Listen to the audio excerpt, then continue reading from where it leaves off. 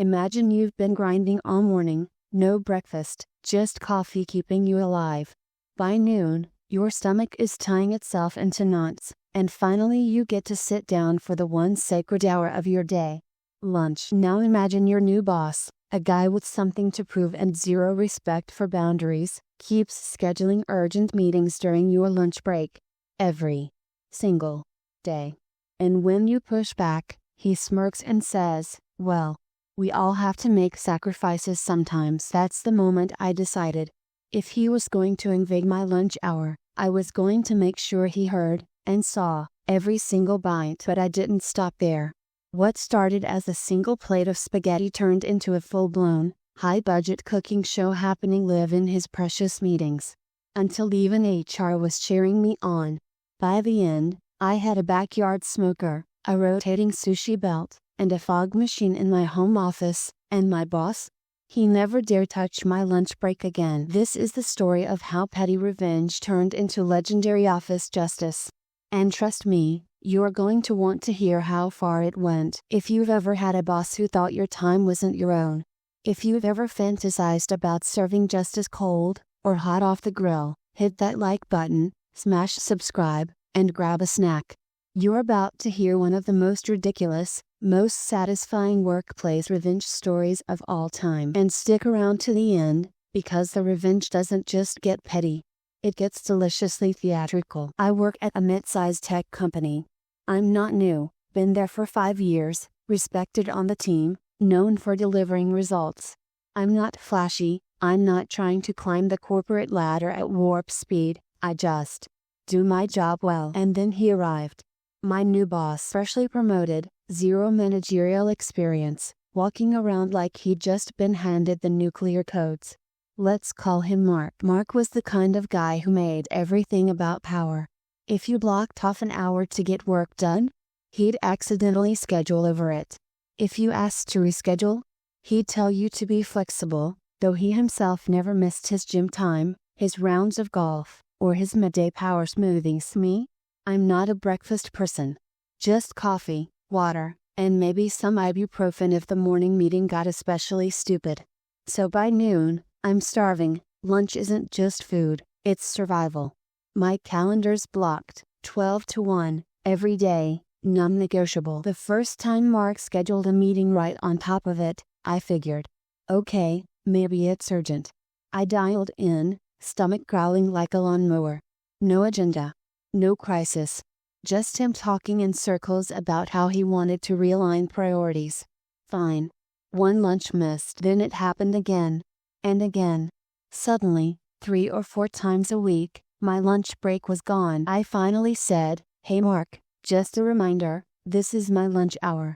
I don't eat breakfast, so I really do need this time." He looked straight at me, and smirked. Well, we all have to make sacrifices sometimes. That line stuck in my head. Sacrifices.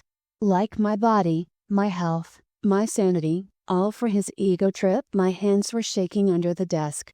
My stomach wasn't just empty, it was boiling. I felt disrespected. Small. Like I didn't even control my own life for one stupid hour a day. After that, Mark got worse. He deliberately pushed meetings 5 minutes into lunch, then run long so I couldn't eat at all. Sometimes he'd schedule back-to-back calls that ended exactly at 1 o'clock, leaving me no time to breathe. And every time I brought it up, he had some smug line. Part of being a team player is being available. If you're serious about your career, you'll make time. Look, it's just a lunch break. You can eat later. Except I couldn't, because then my afternoon was packed with deadlines he created.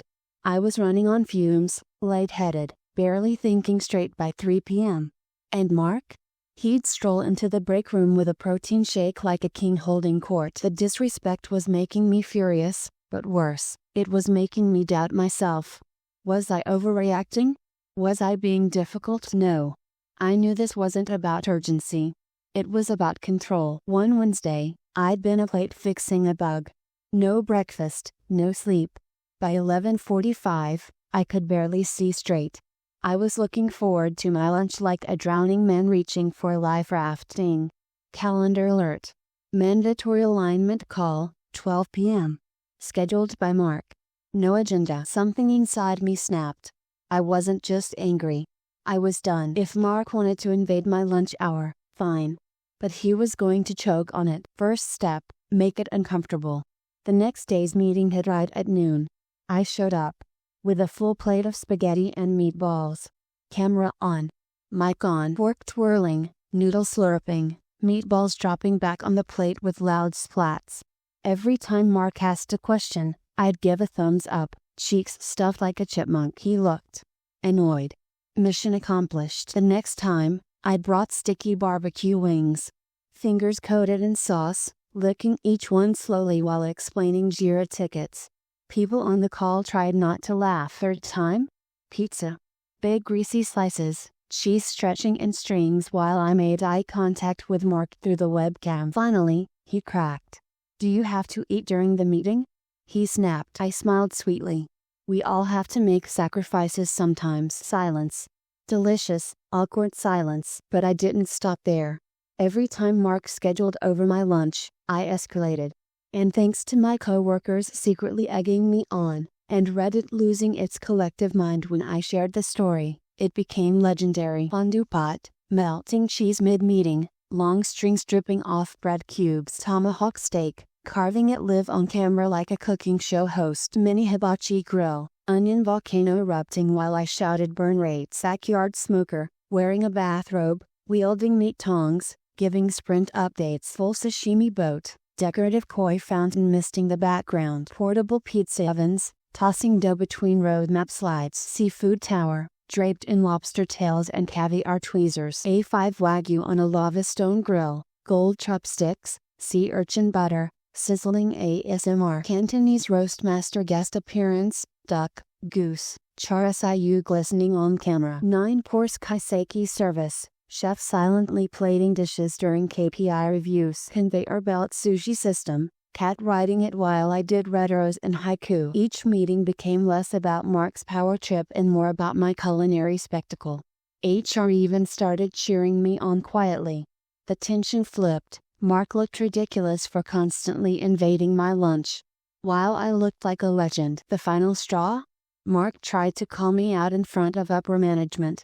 He scheduled a critical meeting at noon, thinking I'd finally back down in front of the VP. Instead, I wheeled in a full barbecue smoker, indoors, with disco lights and a fog machine. I was giving velocity updates while brushing ribs with glaze like an artist restoring a masterpiece. The VP burst out laughing. Mark, why are you scheduling meetings during lunch? Let the guy eat. The entire room turned on him. He tried to stammer something about sacrifices, but nobody was buying it. By the next week, every single one of my lunch hours was untouched. Permanently. Sometimes petty revenge isn't just about being petty. It's about taking back control when someone thinks they can steamroll you. Mark thought power meant taking away my time. I reminded him, and everyone watching, that respect is a two-way street. And maybe, just maybe, I reminded him never to mess with a hungry man holding a hibachi grill. If this story gave you chills, or made you hungry, smash that like button and subscribe for more insane workplace revenge stories. And tell me in the comments, what's the pettiest, or most satisfying, revenge you've ever seen at work?